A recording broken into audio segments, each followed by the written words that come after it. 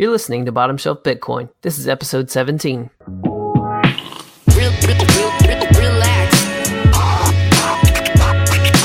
Enjoy your coffee. Okay. Good morning, everyone. Take a chill pill. Okay. Hey everybody, welcome back to another episode of Bottomshelf Bitcoin, the podcast that puts Bitcoin knowledge within everyone's reach. My special guest today is president of the Satoshi Nakamoto Institute and self-proclaimed Bitcoin maximalist, Michael Goldstein. Michael, welcome to the show. Hey Josh, thanks for having me. Tell us a little bit about the Nakamoto Institute and why it was created. Okay, well that's a long story. Okay. Well, I guess the Nakamoto Institute, I actually looked it up the other day. I had registered the domain address, the domain name in, it was August 30th, 2013. So it's been nearly 5 years now. Oh, wow, yeah. And I think it may have been the very day I just threw up. It was the most basic HTML page possible. It had the Bitcoin white paper. It had, I think, the crypto anarchist manifesto, and a few others, but it was just totally basic HTML, and then over time it built. But I guess the origins of it, as far as I can remember, the very first thing was sometime, I'd like to say during the summer of 2013, I had met Tur de Meester here in Austin. He was visiting for something, and we were chatting, and we joked that, there's the Ludwig von Mises Institute, Right, collects all of the great, Austrian literature and the writings of Mises. How great would it be if there was a Satoshi Nakamoto Institute in the same vein? And like all good jokes, it was actually a great idea. And sometime down the line, I thought, let's go get that domain. And my friends Pierre Rochard and Daniel Krowitz were both on board with it, and we decided to just call this thing the Satoshi Nakamoto Institute. The other main reasons why it felt like the thing to do was that at the time, Bitcoin was starting to get much more popular. I first really became interested in 2012. If you want to talk about all the origin stories later, but it was right before the first big rush of that time period happened with the Cyprus events and all of that. So I came in right before that, and even just in the course of that year or so, the popularity had skyrocketed, and we had seen the massive bubbles for the time. So with all of that popularity came whole new crowds of people. Now, most Bitcoiners, and it's still kind of, at least the Bitcoin maximalist realm, it still remains, very libertarian. And a lot of some of the people coming in were of the Wall Street type who did not share these libertarian beliefs. Instead, they seem to view Bitcoin as this thing that could be, turned into something useful for the banks. And while I'm, totally fine with institutions getting on board with Bitcoin, Bitcoin demands that they fall in line with Bitcoin, not the other way around. right. So when you had this group pushing these ideas, I think Mark Andreessen, who's a great guy and a big believer in Bitcoin, but he said that in a couple of years, Bitcoin wouldn't be this libertarian thing anymore, and I would have none of that. So the purpose of the website, part of it was to remind people, where did this thing come from, and no matter what you want to think about it, you have to remember that this thing is a very sort of libertarianish, anarchistish, project, and you simply can't change that. And we're always going to be here. Right. And so I first heard about Bitcoin in like 13, 14, but didn't really get too much into it until I guess into last summer, right around the time that SegWit was getting introduced and the Bcash fork happened. And then I said, oh gosh, like I actually don't know very much about this. And so I started reading. So did this feel very like deja vu for you to have a whole new group of people come in? And because I feel like that's kind of what happened around the time that I was really learning and understanding all of this stuff, was that there was, again, this group of people that said, oh, this is great for censorship resistance and these libertarian things. But then there was also this group that were like, oh, how can I make some gains off of this? Right. I mean, in some ways, each new group is different. But yeah, there is sort of a, I guess you could say there's sort of a deja vu in the sense that pretty much the majority of all of the arguments that I'm constantly shilling on Twitter and elsewhere, they have been the same arguments that I've been making for 5 years. It's hardly changed, and yet every new round of people seems to believe the same misunderstandings of it. So, we saw that it's not about Bitcoin, it's about the blockchain technology. You had the original altcoins back in 2013, and then they started marketing app coins, and then they started marketing ICOs, and it's the same economic arguments each time, just with sort of a new branding. So that has been interesting to see how that's changed, and I guess it makes it easy for me because I know my own talking points pretty well. So in some sense, then the Nakamoto Institute serves a purpose for you because you don't have to actually engage and spend the energy continually making the same arguments over and over. You can just send people a link like, we dealt with this already. You could say that, and I do like to believe that, but at the same time, I do love to get in the ring and fight people. So I do a bit of both. But it definitely is like the Nakamoto Institute does serve as a good, archive of ideas from, the past and present that continue to be useful. How much would you say Satoshi does or doesn't matter, or the white paper does or doesn't matter?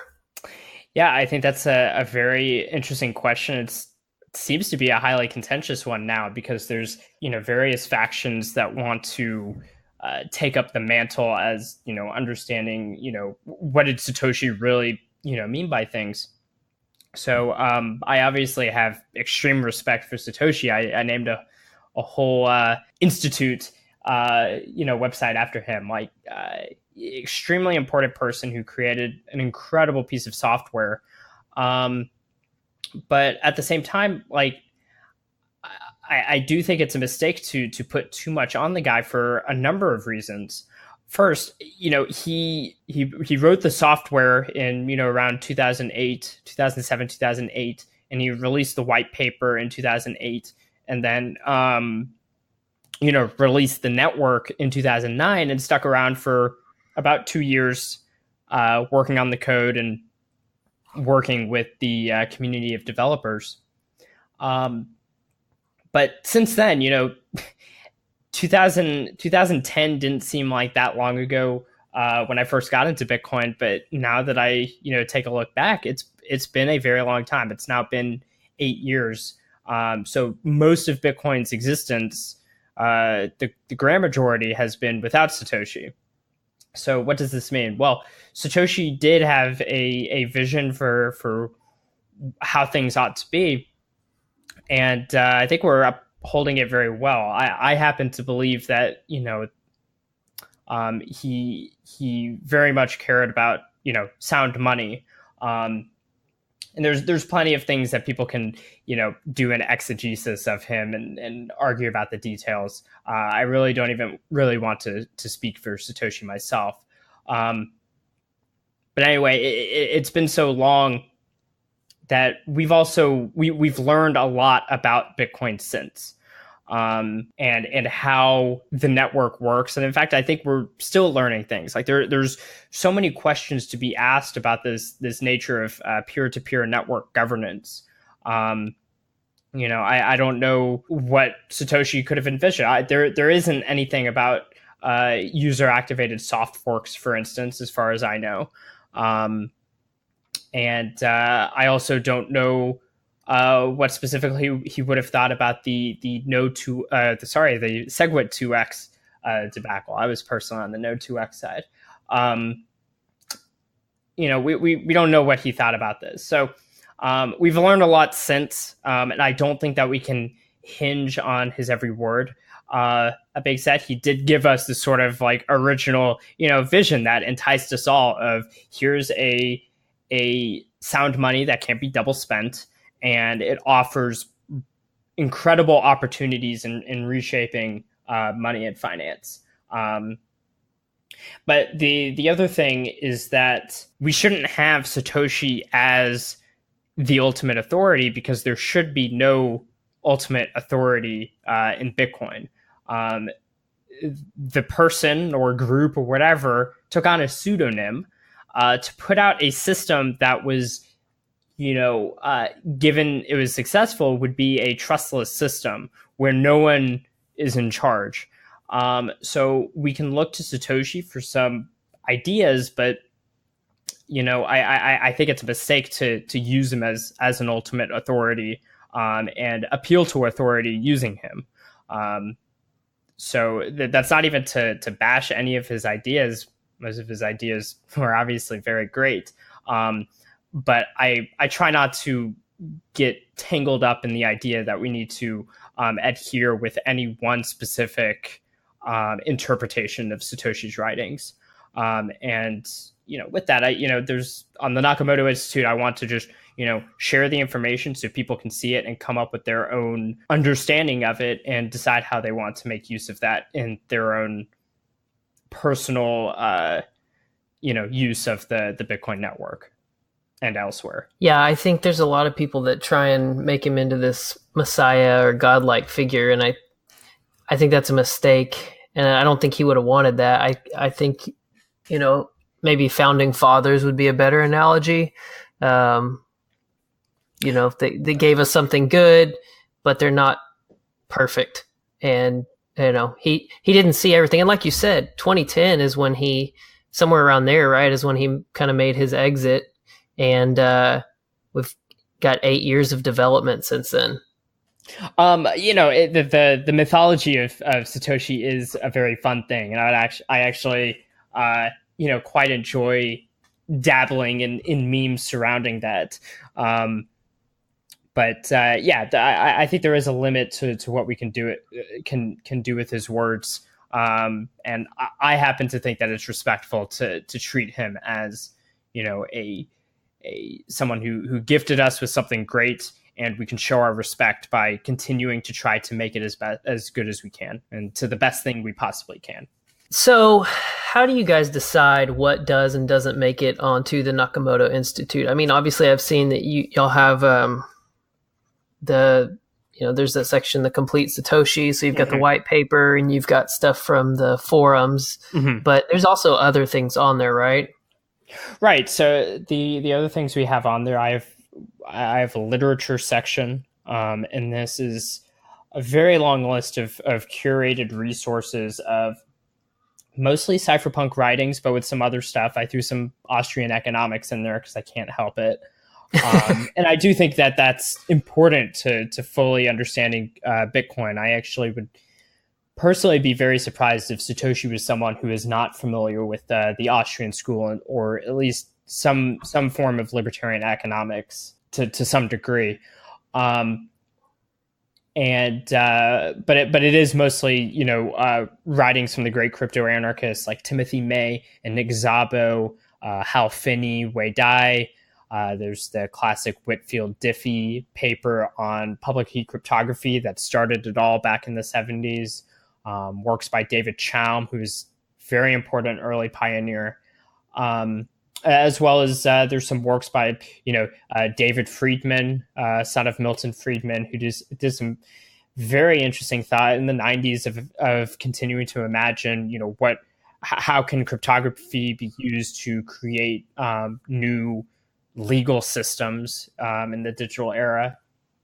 So that's a very important piece of the website, and it's actually probably something I feel like I treasure it the most. Twitter is a good place for a lot of the memes and economics ideas to get kind of thrown around, but the literature section just has an incredible corpus that I'm proud to be building on. When I learned about Bitcoin, I learned about Bitcoin in 2011, but I didn't get really into it until 2012. And the reason I got really into it was because Cody Wilson, and now a very good friend from Defense Distributed, had come to give a talk to our libertarian group at the University of Texas about, I guess it was like the politics of revolution or something crazy like that. You can actually watch the talk online. This was before they even had an actual product. It was still just this idea of having a 3D printable gun, and like, what does that mean? And near the end, he tied a lot of it together by reading to us the Crypto Anarchist Manifesto by Timothy May, and talked about, we have this internet thing, and now you can send physical objects through it, and some of those are going to be guns. And on top of that, we also have Bitcoin, which is like sending gold through the internet. And as soon as he said that, I came from an Austrian background, and I was very much a gold bug before I was a Bitcoin maximalist. Hearing that analogy just made it, that flipped the switch in my mind immediately. And so it's always been grounded in an understanding of the crypto anarchist. But learning about the crypto anarchist, suddenly there was this huge, pile of writings and ideas from this, libertarian school of thought I had only vaguely heard about before. And these guys were super hardcore, super principled. And not only did they just, talk about the ideas of liberty, they were trying to figure out, how do we actually build it?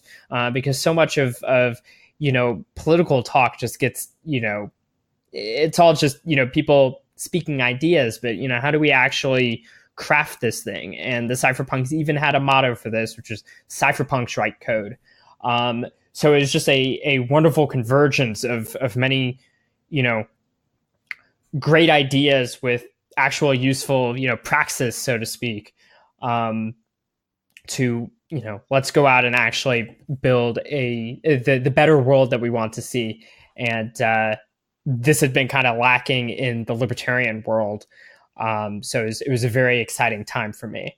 And so putting together this corpus to represent that, it was, every moment was like discovering something new, and bringing ideas back to life. It was very, very exciting. So there's that. And then there's the other major section is the mempool, which is the blog, which is mostly populated by wonderful articles that Daniel Krowitz had written, many of which originally for our Mises Circle Economics group, that really explain our vision of Bitcoin economics and our understanding of it from an Austrian lens.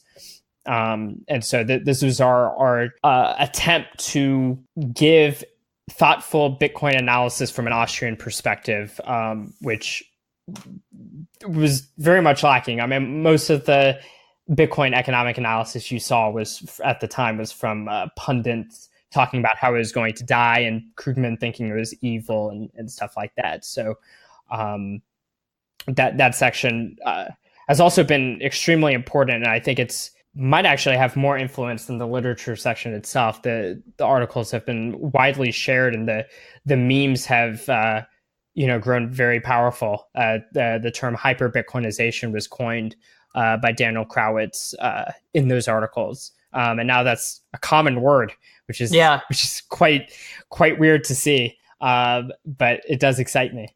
Yeah, I think okay, there's a couple things. Hang on, I want to get back to some of the sure to talk about Cody Wilson and Mises in a minute. So if I forget, remind me. But the section I guess you said the literature section. I don't remember what it's called now, but it's got kind of these precursor things before Bitcoin was Bitcoin. And I think that's really important for people to understand, because especially for people who didn't know about it prior to, let's say, 2016, 2017, it kind of can have that feel like, oh, it just appeared, or Satoshi made this thing and then just dropped it off, and like he was the guy that created everything. But, they definitely laid a foundation. You can go back and read that stuff, and it's like all these pieces, and the next iteration, like this was not the first type of digital money. It's just when it finally clicked and everything worked. Right. So I recommend people go check out a talk that I gave in 2014 called Bitcoin, an Experiment in Anarchism. And in that, I gave like a nice, brief overview of sort of this history of crypto anarchist money. Starting with David Chaum and his ideas on untraceable digital cash through Bitcoin, and then onto the implications of Bitcoin. But yeah, Bitcoin absolutely did not come out of a vacuum. We obviously don't know what exactly fully influenced Satoshi, although he clearly had a deep understanding of the cypherpunks. He had gotten in touch with Adam Back and I believe Wei Dai prior to publishing the white paper, and he does reference a number of them in the white paper in the footnotes. Nick Szabo's BitGold, I think that was added because Adam Back had pointed out that it was his proposal was had many similarities to BitGold. In any case, it's clear that he had, an understanding of this line of thought and these ideas that people had thrown around for a long time. And even the technologies, just the fact, regardless of Satoshi's influences, Bitcoin's ability to exist relied on technologies that had been developing over the prior, 3 decades or so. So like I said earlier, Whitfield Diffie came out with his paper with Martin Hellman on public key cryptography in 1976, if I'm remembering the year correctly. And, from there, there was the development of the internet. There was the development of ECDSA specifically, which is used for the signatures. There was the development of Hashcash, which was using this idea of proof of work, which became by Adam Back, which became the mining. It could be used for mining. There was the peer-to-peer networking, so things like BitTorrent, which also came out of the cypherpunks from Bram Cohen, and all of these things had to exist for Bitcoin to come around. So it's important to understand these fundamental technologies and ideas that could make Bitcoin exist in the first place. So so the literature section, I think I was able to capture quite a bit of this, especially from the cypherpunk side of the history. That whole public key cryptography and just encryption in general, I think, again, a lot of people just who don't know the history think like, oh, encryption is a thing that we have now. That was a fight to get that to be something that normal people could have, and not just a tool of the military. Absolutely. So, if people want, a history of cryptography, there's a lot of great books. I'm blanking on the name of one of them that's very popular, but there's one by Simon Singh called The Code Book. That was a nice history of crypto, and it does get into the public key stuff at the end.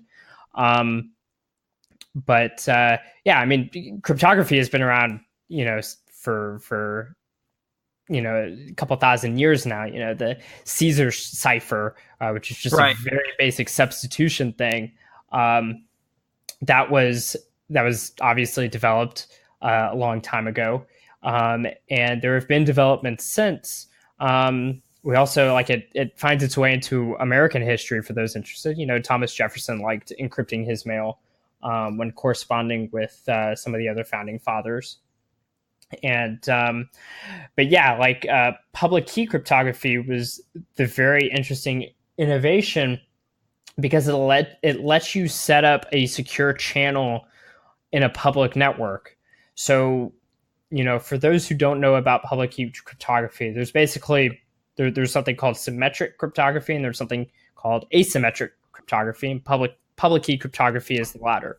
Symmetric cryptography means that you are encrypting something with a key, and then if someone wants to decrypt it, they need that same key. So basically, you and the person you want to communicate establish a shared secret, and you can encrypt the message using that shared secret, and then the other person can use it to decrypt the message, and you can go back and forth. With public key cryptography, you have a private key and a public key, and the other person can use the public key to encrypt something to you that only your private key can decrypt. And now you can do stuff over a public network. It's of course, more complex than that. If people want a good deep dive into like kind of the basics of cryptography, I recommend Bruce Schneier's Applied Cryptography book, which was a favorite of the Cypherpunks. But basically, yeah, so now you had this way to, on a public network, create a secure channel with anyone. And that means you and I can create a secure channel. In fact, we're using Zencastr right now, and we have it uses HTTPS, which is using SSL to try to create a secure channel between Zencastr and me and Zencastr and you. So we're using it as we speak. Yeah. I apologize. I don't actually remember the full history with Diffie-Hellman trying to get the ideas out, but it was very contentious for them to release this because of military interests, because they want cryptography for themselves but not for others. And the other major stepping stone, I would say, the most well-known one was the crypto wars, and front and center in that was PGP, developed by Phil Zimmermann. And this was the first sort of full crypto system that was made for personal use. So what that meant is it had encryption, decryption, message signing, and stuff like that. And it had all of that. So you could write an email, you could encrypt it to someone, send it to someone, they could decrypt it, you could sign it so they would know that the message got to them. It was actually from you, and the message actually got to them in its entirety. So, no one in the middle was able to, take anything out or anything. That's using the hashing. So this was the first one, but Phil Zimmermann found himself in a legal battle because of ITAR regulations. ITAR being international traffic in arms regulations. So basically, the United States government decided that cryptography would be classified as a weapon, and you're not allowed to export weapons, without permission. And so there was a huge battle over that. But the interesting thing is, the cypherpunks got to work, and there are many great ways that people were displaying the impotence of government trying to stop this thing. One of them is from Adam Back of Hashcash and now Bitcoin fame. He had developed a Perl script that could be put in an email signature or anywhere, really. It was about 6 lines in its first iteration, and I think they got it down to something like 147 characters over time. And that Perl script had everything you needed to encrypt and decrypt messages. So it was I'd like to say it was called Export a Crypto System or something like that. Is what they were calling this ability, this Perl script. And the fact was you had this 6 lines, so you could put it anywhere. And people were doing crazy stuff. So like making t-shirts of it, trying to get that t-shirt into pictures of government documents, say like a passport. So that was even, it was just everywhere. You could get it tattooed on you if you're really hardcore. The fact is that this power that they were trying to stop was nothing but 6 lines of code, and it's extremely difficult to enforce a rule that stops 6 lines of code from, taking over the world. So that was interesting. They also, MIT Press took the source code for PGP and published a book out of it in OCR font. So it was a font that a computer could read. And the book was allowed to be exported. And so the book could be exported somewhere, and then the computer could scan every single page, get all of the code, and suddenly you've exported it. So between this and some other stuff, the government over time kind of gave up on trying to regulate this the way it had. There had also been controversy with something called a Clipper chip, which would be an encryption system, but the government would effectively have a backdoor to the chip. And obviously no one wants that. Thankfully that fell through as well. So these things, these were real battles to get this powerful, strong cryptography into the hands of people. And some of these battles sort of, continue today. Oh yeah. I was going to say, well, that kind of brings us back to Cody Wilson in a sense of just, the whole, so funny, when I first saw the videos of Cody Wilson and for anyone who's listening who doesn't know, go look up Defense Distributed, basically, and correct me if I'm wrong, cause you know him and you know more about it than I. Basically it's a 3D printed gun, right? That is the basic version. That's one component. So it's a nonprofit that I am involved in myself. And yes, the main project at the beginning was to create a 3D printable weapon, which they successfully did.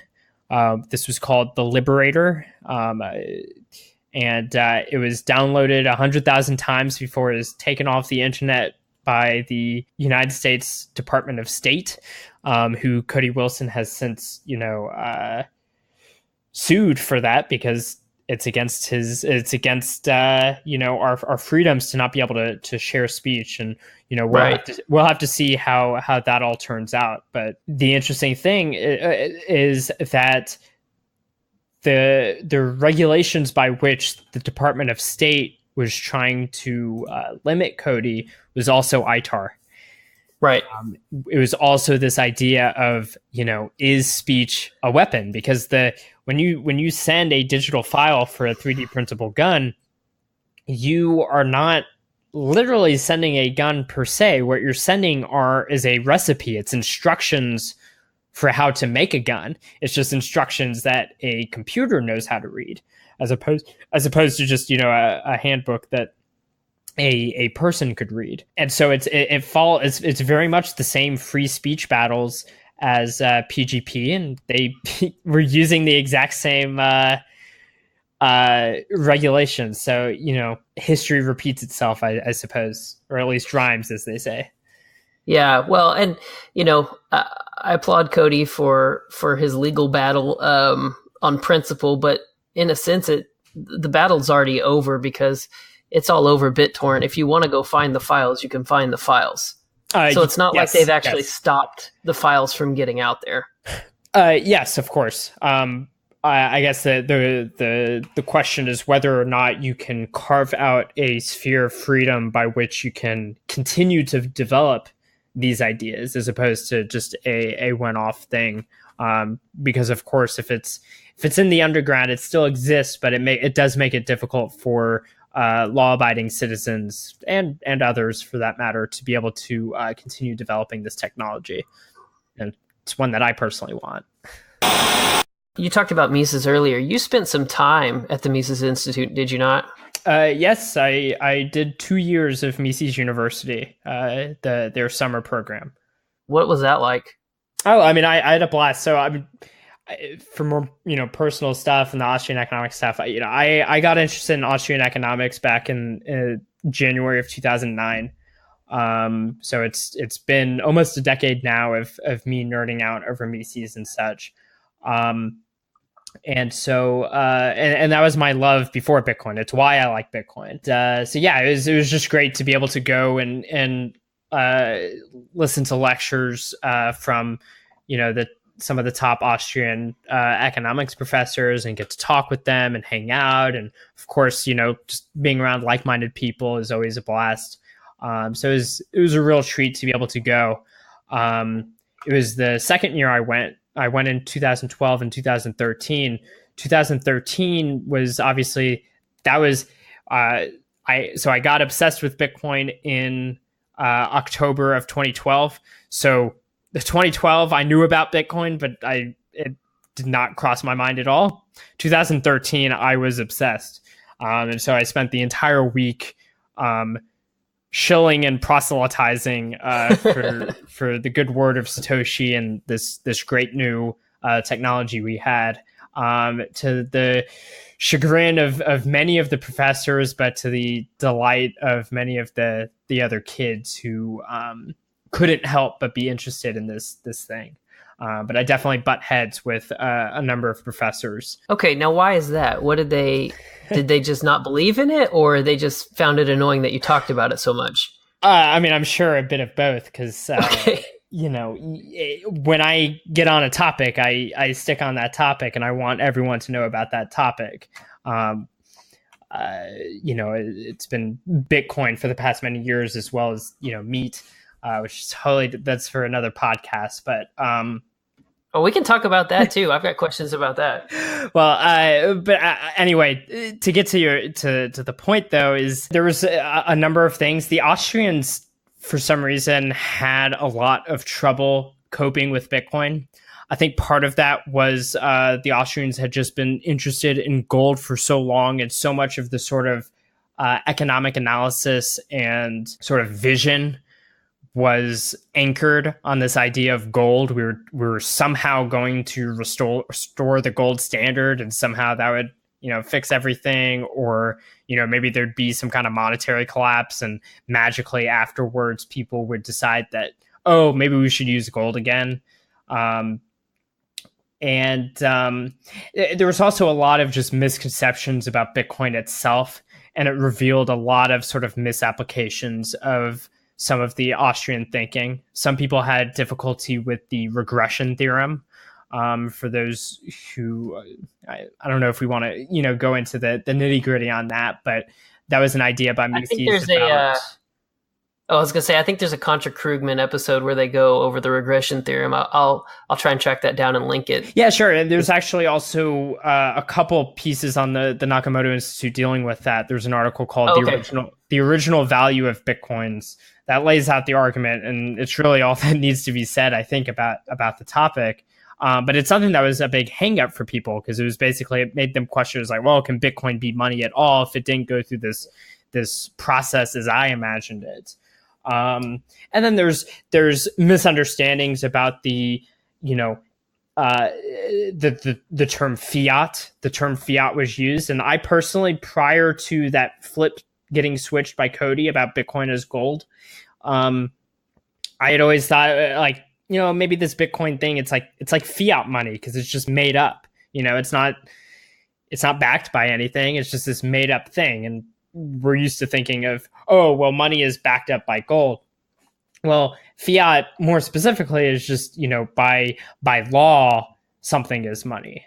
Right. Or by law, something is whatever. You can have other types of fiat, but in money, it's by law, this is money, and it has value because the government, forces us to believe it does. And so that's obviously incorrect with Bitcoin, because Bitcoin has a price purely because of market means.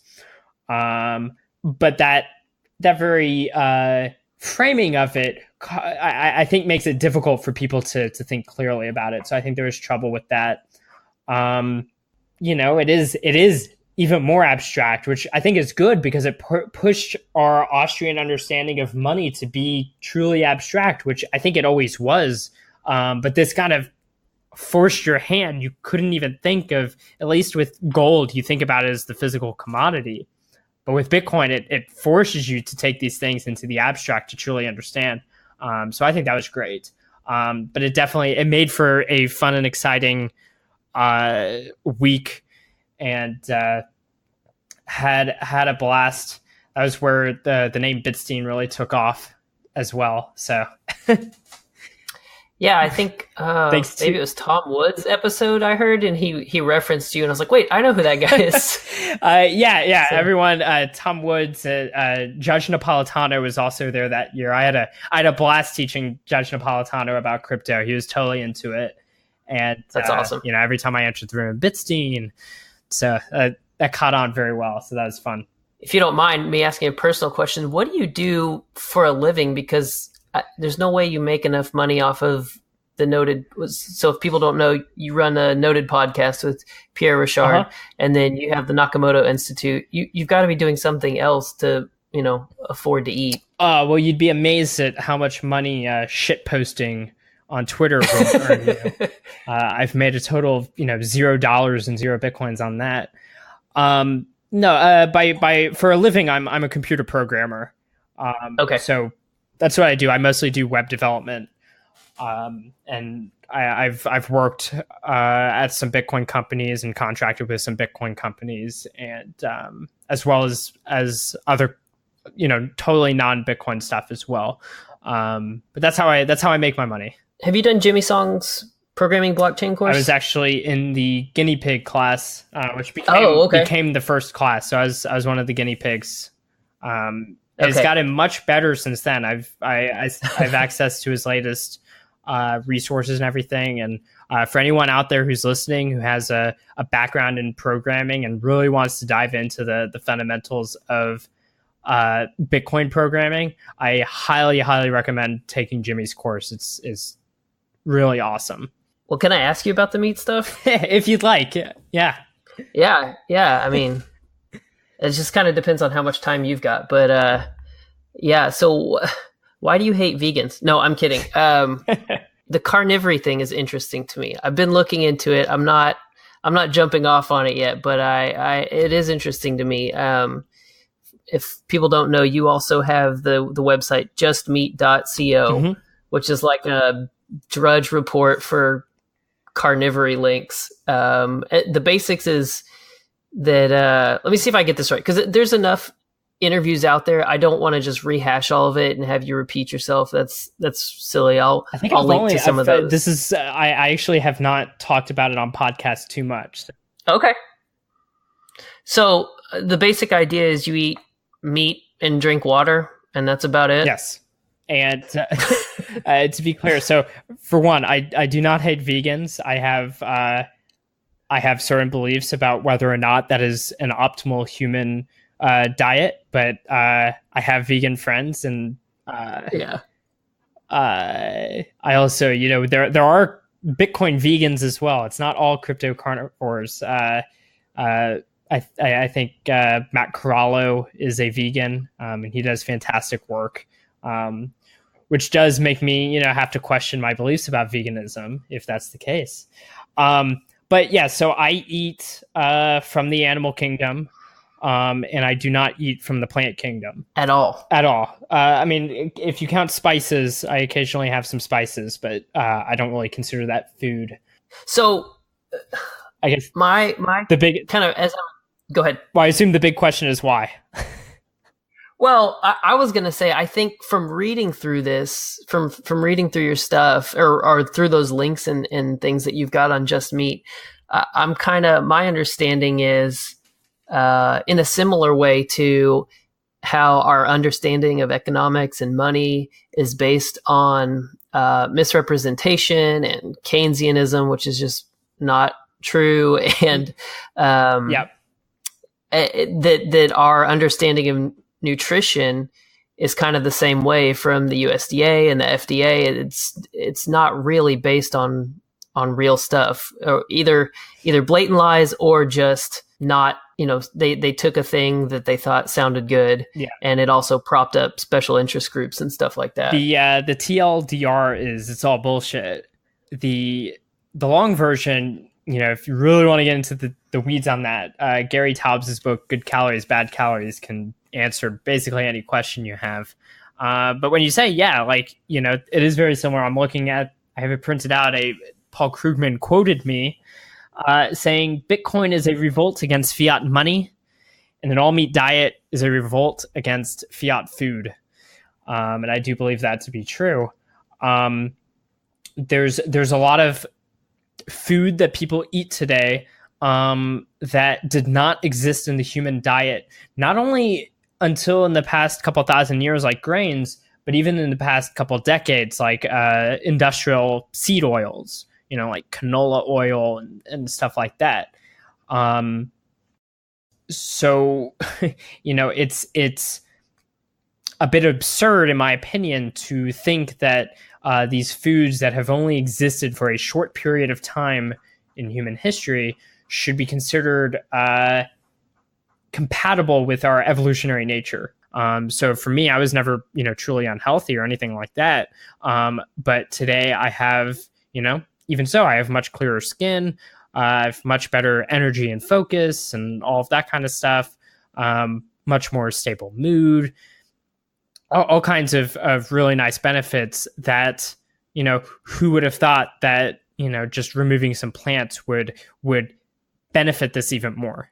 So even people going from a very low carb diet onto an all meat diet have seen some pretty drastic improvements. And this is including already healthy people. Okay, yeah, because that's kind of my question, is that, like, I don't have any big ailments per se, but I've as I've kind of been reading this stuff more and more, it's, I'm going, okay, the more evidence that stacks up on the carnivore side, or at least the paleo stuff, because I'm just a kind of all around. I don't eat a lot of junk food, but that's kind of where I stop. And some of it too is, having kids. It's sometimes harder to have what you would consider a specialized diet from the contemporary vantage. Right. Being a bachelor, definitely does help me be able to do crazy things like this. But yeah, so that was kind of my question. Yes, and there's been many athletes are starting to get interested in it, thanks to Sean Baker on Twitter, and even he's been an elite athlete his whole life, but removing plants from his diet, he became leaner, he became stronger. This is a 51-year-old guy slam dunking and doing 500-pound deadlifts like it's nothing. He also he had chronic joint pain, which went away. He doesn't have joint pain on a carnivore diet. And this has been a very common thing you hear. And these benefits, you routinely hear it from a lot of athletes who have taken it up. And that includes powerlifters, as well as like marathon runners and even ultra marathon runners. So it's a wide breadth of different,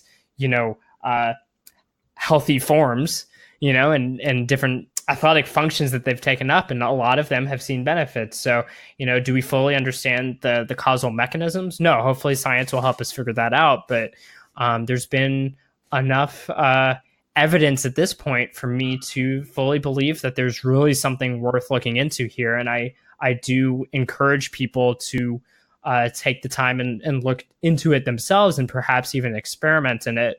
And hopefully more people will come to understand this, especially scientists, so we can start to better understand what's going on. And, if we're seeing people, fix their autoimmune issues, everything from like severe rheumatoid arthritis to certain types of cancer to,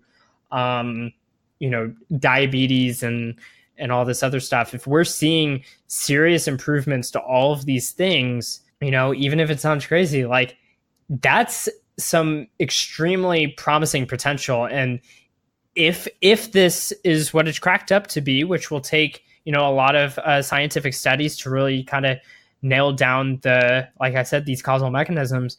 If we're seeing things right, if this is actually what we think, this is one of the biggest medical breakthroughs, I think, ever. So it would be a mistake not to kind of, look into it. Okay. Yeah. So that's, kind of a big deal for me, talking about the medical science and knowledge in that, because for me as a nurse, that's my real day job, or the job I get paid to go to. I kind of ran into everything that we learn is, quote unquote, evidence-based practice. That means that the things that we do have to be based on research that's been done.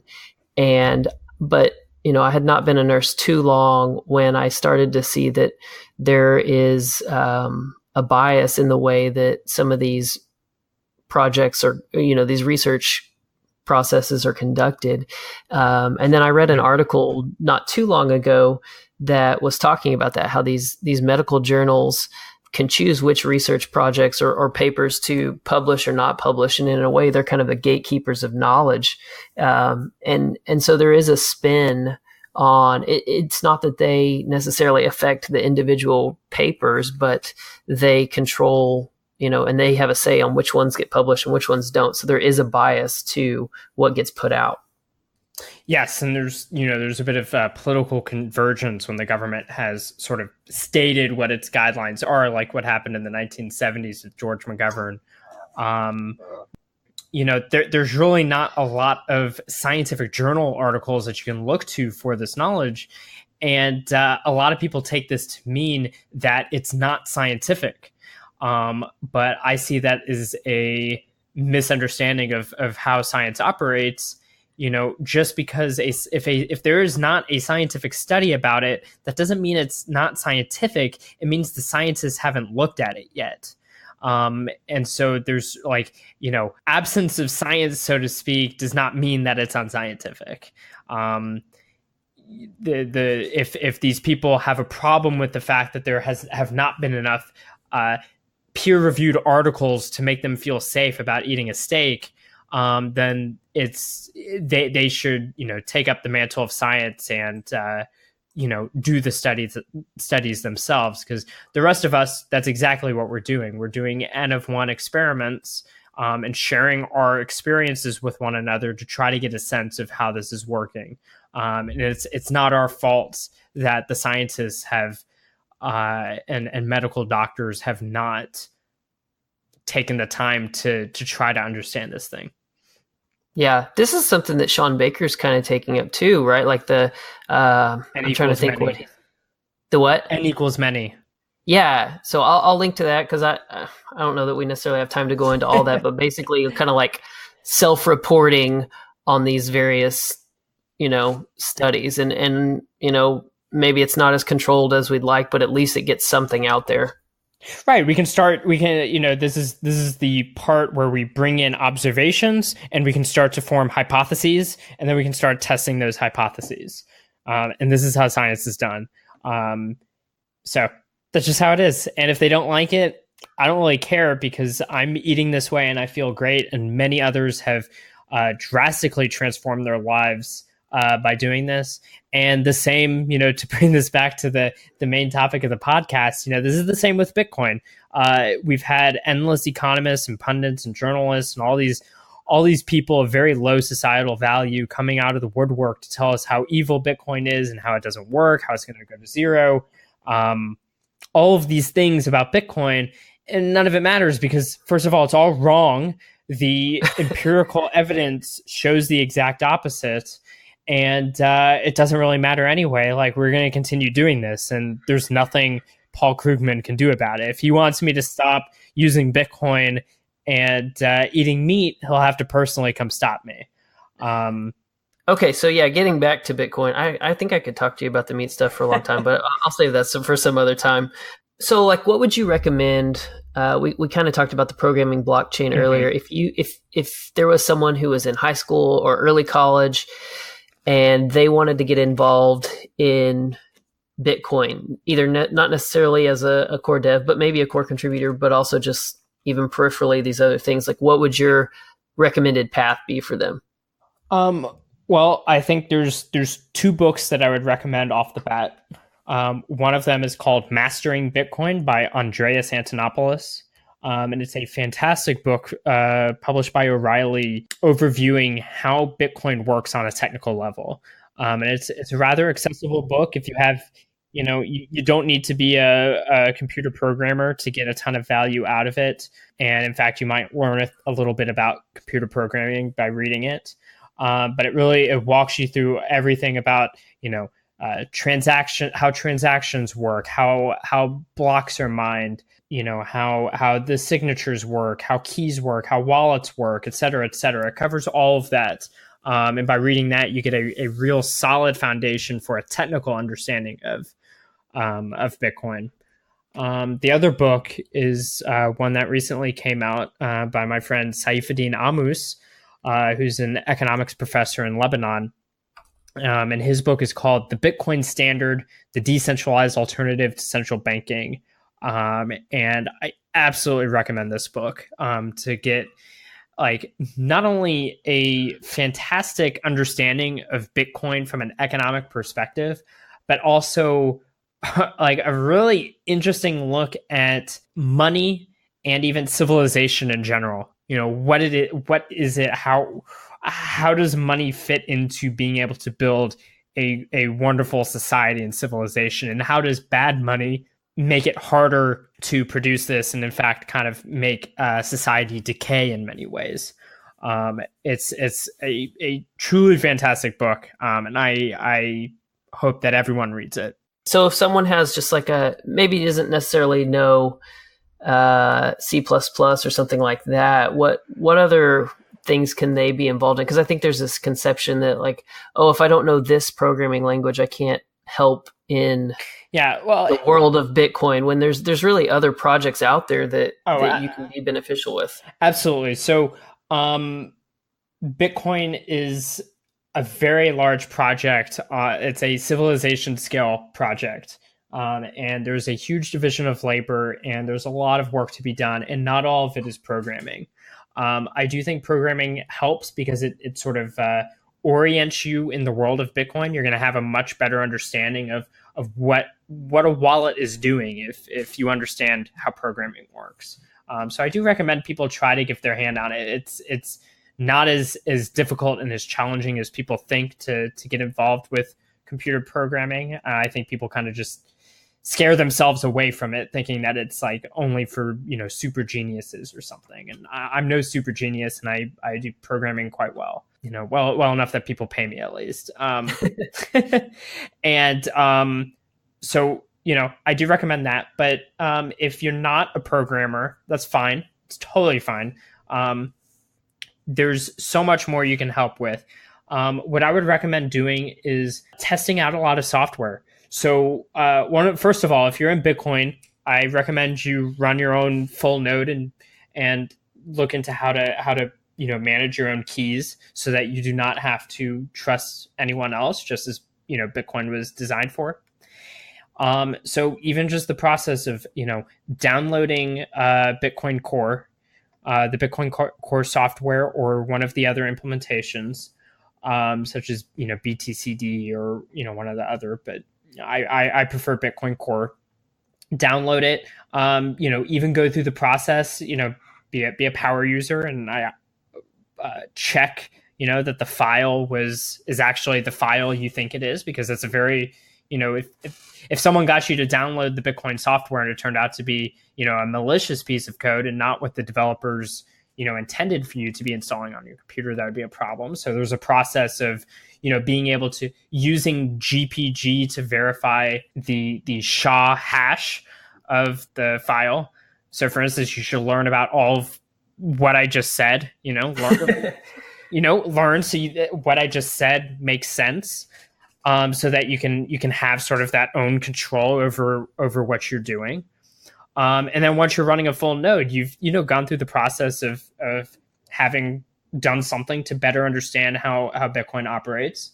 Then you can do stuff. If you want to get more into technical stuff, I would recommend playing around with the CLI and get comfortable with the terminal, so you can communicate with Bitcoin in ways other than just clicking around the GUI. But then I would also recommend click around the GUI and look at things, think about how can things be designed better. People are always open to these kinds of ideas. Especially as someone who's not as technically oriented, if you have a good perspective on what was something that you did that you didn't understand, voicing that to the developers and the people working on the software, it's extremely helpful, because now they know how to better make it so that when someone like you opens it, it's actually intuitive and makes sense what they need to do. And there's some great people that have done. I believe you've interviewed.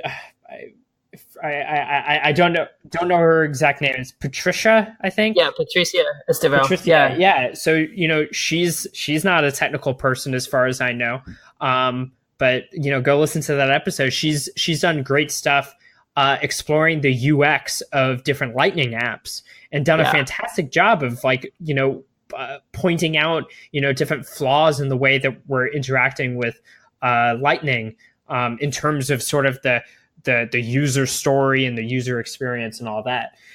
So that's extremely valuable work because a lot of the developers design might be not be their main interest or whatever, and we need people to be able to point out how the software can actually be more usable by users. The other thing is explore things like hardware wallets. And different wallet software besides Bitcoin Core. So familiarize yourself with Electrum and some of the others and get a feel for how Bitcoin actually works and how to use it and how to explain to others how to use it. All of these things they're actually rather challenging problems. Even to this day, I have difficulty communicating to people how exactly does mining work. So if you're a good storyteller and a good person at coming up with very quality, meaningful metaphors and ways of thinking about things, something like coming up with a succinct way to describe how mining and consensus works that people haven't used before, that's very, very valuable because it's an extremely important concept to understand if you want to get someone else to understand why you care about this thing. Why is this sound money? How does it stay sound money? Well, you have to understand all of these bits and pieces to really grok why that's the case.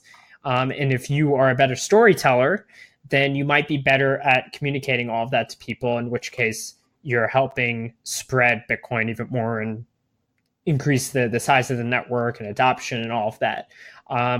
So all of these things are extremely valuable to the network. If you know multiple languages, help translate different documentation and articles and stuff like that. That the list goes on and on. If you're a computer programmer, great. If you're not a computer programmer, that is actually great too, because there is so much work to be done on all of those fronts as well. All right. Well, that's good stuff. How can people keep track of you? Well, the very best way is to find me on Twitter. I'm at Bitstein, Bitstein. And also check out the Nakamoto Institute at nakamotoinstitute.org. And you can also check out the podcast with Pierre called Noted Bitcoin Podcast at noted.org, NODED.org. Awesome. Very good. And you are going to be at BitBlock Boom, correct? Yes. So actually, the whole gang will be there. Let's see. I'm speaking there. Pierre is speaking there. Cypherpunks is speaking there. And Tur de Meester is speaking there as well. And on Friday night, the Satoshi Nakamoto Institute, we're hosting our first annual dinner at I actually forget the name of the steakhouse. It will be at a steakhouse. And there's limited spots, but I think there's still some open. So if you're interested, you can go to nakamoto.org, nakamotoinstitute.org/events and apply. Awesome.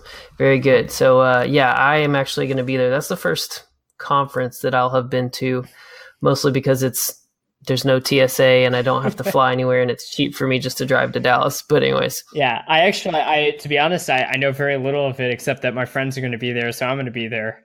I hope people do come up and, if however the conference is, we'll be there to hang out and have a good time. So very cool. Well, I really appreciate your time and hopefully run into you there at the conference. All right. You have a good one, Josh. You too. Okay, gang, you know the drill. If you want to support the show, you can give us a great review on iTunes or Stitcher. Make sure you subscribe via those methods or whatever program or app you use so that you don't miss a single episode. If you want to support us financially, you can do so at bottomshelfbitcoin.com/donate, and that's got all the links there. You can become a patron of the show, patreon.com/bottomshelfbitcoin, and that's where the full-length version of this interview will be up, unless you're listening to this on Patreon, in which case you heard the full version. I'm on Twitter at bottomshelfbtc for the show. If you have any recommendations for people to interview or things that I should pass along to the other listeners, feel free to interact with me there. Next week, I do not have a special guest. It's just going to be me talking about, I'm not sure if you saw the whole thing with Cointext. I inadvertently kicked off a Twitter, let's call it a discussion. Anyway, so we're going to be talking about that and breaking down some of the things that were said on both sides. So that should be fun. Anyways, Michael and I kind of talked about Bitwalk Boom. That is going to be a Bitcoin conference in Dallas, Texas in the middle of July. I think like July 13th or 14th, somewhere in there. You can look it up. I'll put a link in the show notes. So yeah, if you're going to be at Bitwalk Boom, send me a message. Let me know. We can meet up, grab lunch or dinner or something. So hope to see some of you guys there. And I think that's going to do it for us today. For Bottom Shelf Bitcoin, I'm Josh Humphrey. Thanks for listening.